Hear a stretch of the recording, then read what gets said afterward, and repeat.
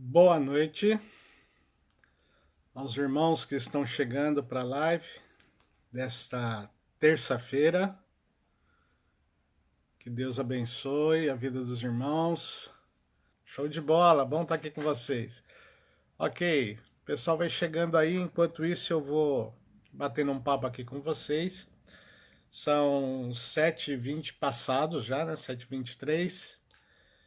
E vamos estar mais aí por uns 20 minutos meditando sobre um texto, um tema um trecho da palavra. E eu queria agradecer uma vez mais à igreja pela oportunidade de poder estar aqui. Pastor Sacha, obrigado pela oportunidade de poder estar conversando com os irmãos.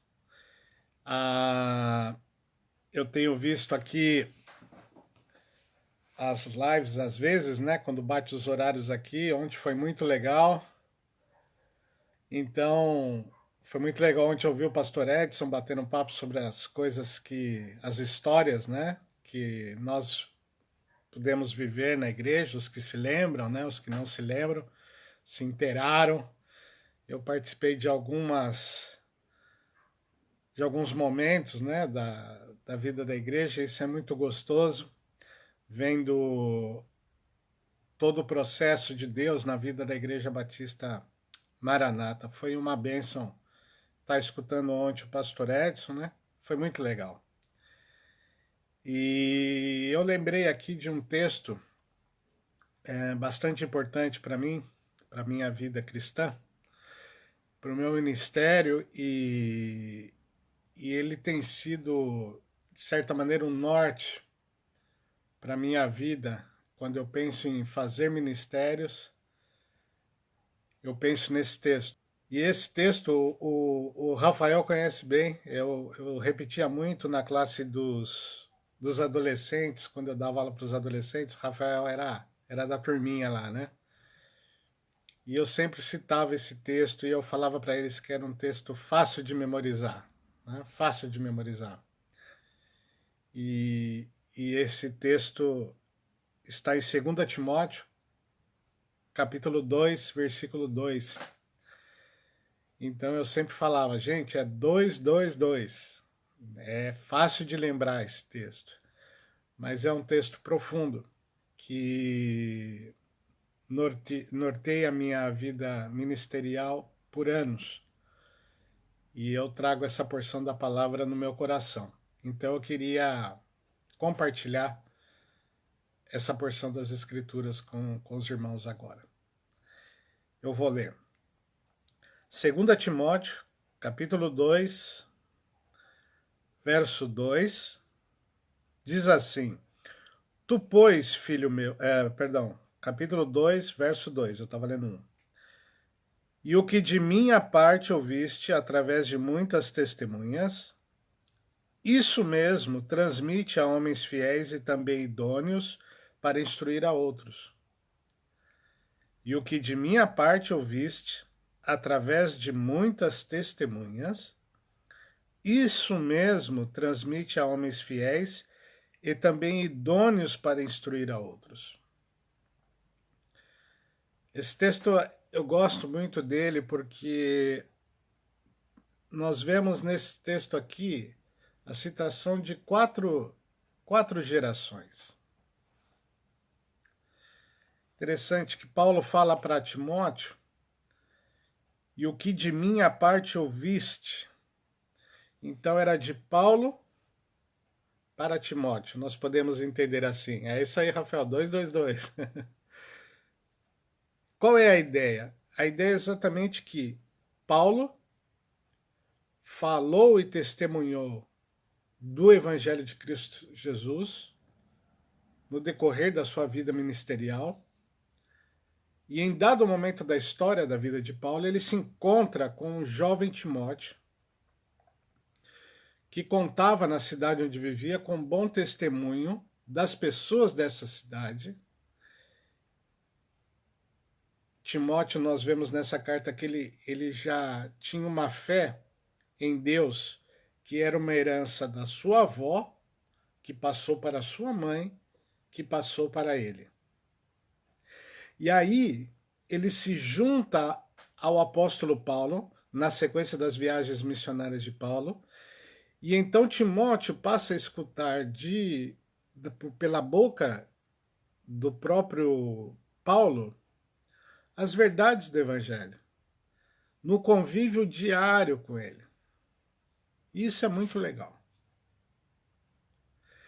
Eu imagino Timóteo ouvindo conversas de Paulo com Barnabé, conversas de Paulo com Silas, conversas sobre o Evangelho, sobre sonhos com relação à palavra de Deus, como expandir a palavra de Deus, ou de que maneira proceder nas circunstâncias que ocorriam ali naquela época de propagação do Evangelho, uma obra missionária que se dava ali, né, no primeiro século.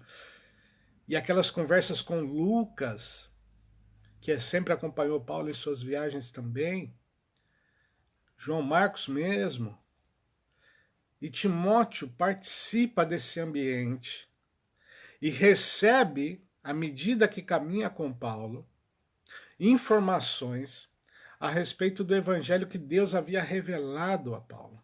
Então Timóteo recebe ali a doutrina apostólica, e é esse ensinamento que no verso 2 aqui da segunda carta a Timóteo, Paulo chama Timóteo e fala: olha, o que de minha parte ouviste através de muitas testemunhas. Por meio desse convívio, desse discipulado, desse andar junto, ele diz: isso mesmo você deve transmitir a outras pessoas. E aí nós temos a terceira geração em perspectiva. Timóteo aqui, nessa época, Paulo escreve essa carta já da prisão. Estudiosos dizem que era a última prisão que Paulo sofreu antes do seu martírio. E Timóteo, muito provavelmente, pastoreava a igreja de Éfeso na época. É uma possibilidade. O fato é que ele já estava envolvido no ministério e Paulo fala: isso mesmo que você ouviu da minha parte, isso vai e ensina a outros. Era a sequência da palavra de Deus passando de vida para vida. Paulo passa a Timóteo, Timóteo passa a outros que se converteram. E aí Paulo diz aqui: transmite isso mesmo, transmite a homens fiéis e também idôneos para instruir a outros. Ou seja, homens idôneos, homens capazes de reproduzir essa mensagem a outros. E aí já é a quarta geração. Então, quando eu escutei ontem aqueles relatos, nós podemos imaginar o evangelho sendo recebido por gerações através da nossa própria família, como é o caso aqui de Timóteo, que recebeu instruções primárias aí sobre Deus da sua avó, da sua mãe, e aí ele se une ao ministério apostólico, missionário de Paulo, e recebe ali instruções sobre o evangelho, e já começa a transmitir esse evangelho a outras pessoas. E essas pessoas que caminham agora com Timóteo, também idôneas, capazes de, com fidelidade, transmitir isso a outras pessoas. Essa lógica da pregação do evangelho é que permitiu que, no decorrer de 2000 anos aí, nós hoje estivéssemos falando dos mesmos princípios da vida cristã. É um presente que nós recebemos das gerações passadas e transmitimos às gerações futuras. E esse é um grande desafio. O interessante aqui é que a dinâmica desse transmitir não é um conteúdo teórico, não é um conteúdo simplesmente de um ensino feito de maneira estruturada e didática. Isso é muito importante, faz muita diferença na vida das pessoas. Mas esse estudo ele faz parte de um contexto onde o evangelho ele é transmitido de forma viva, orgânica. Era o caminhar junto de Timóteo com Paulo, vendo ele pregando e vivendo o que pregava. E isso era que ele absorvia, e essa dinâmica ele aplicava à sua própria vida, e isso permitia que ele se transformasse em alguém idôneo para transmitir a outros. E estes outros, também idôneos, que estavam vivendo uma vida comum com Timóteo, podiam transmitir a outros. A vida é dinâmica. Quando é dado um princípio a alguém e esse princípio é aplicado na vida dessa pessoa que está ensinando, o processo de discipulado se completa. O grande desafio daquele que anuncia o evangelho é vivê-lo de tal maneira que as pessoas se sintam inspiradas, desafiadas a viverem o mesmo evangelho. Então, quando nós escutamos, por exemplo, as histórias que o pastor Edson viveu no passado, a mensagem pregada e a vivência dessa mensagem, isso faz toda a diferença para aqueles que seguem adiante.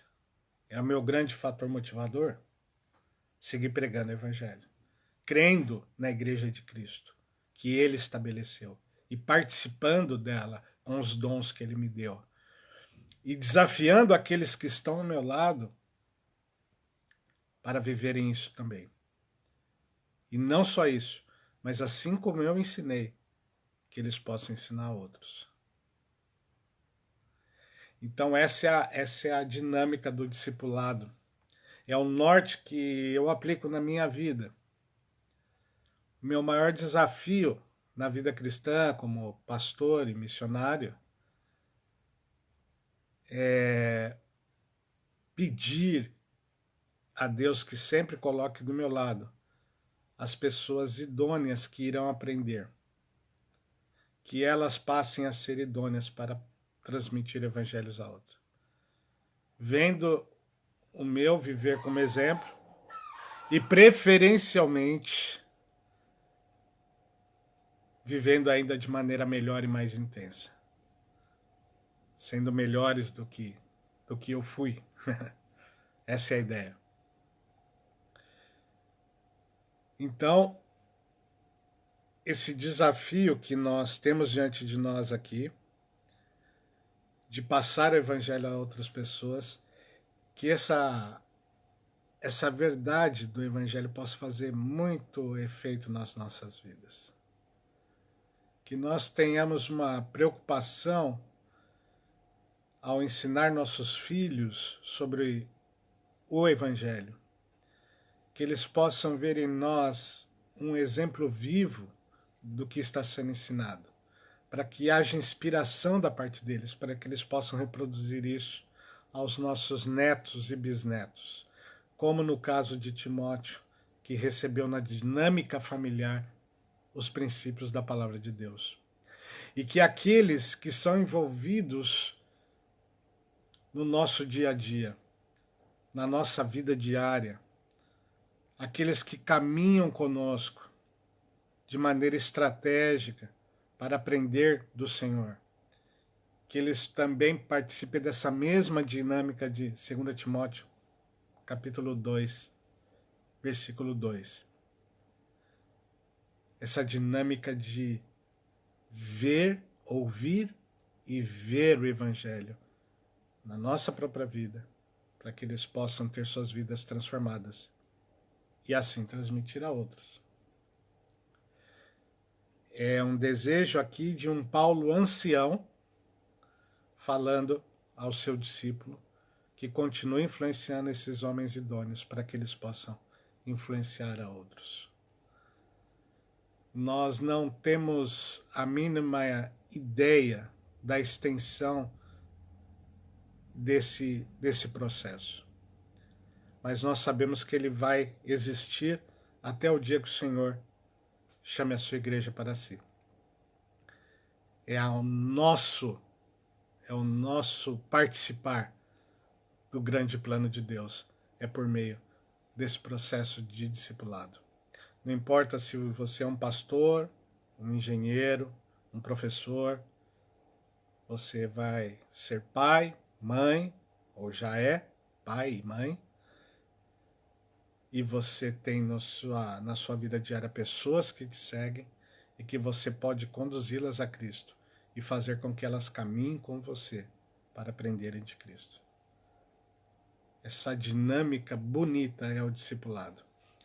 Vida cristã é investir em pessoas. O maior investimento da vida de um ser humano é investir em outro ser humano. Esse é o grande investimento, porque é um fruto que você leva para a vida eterna. Vale muito a pena a vida cristã.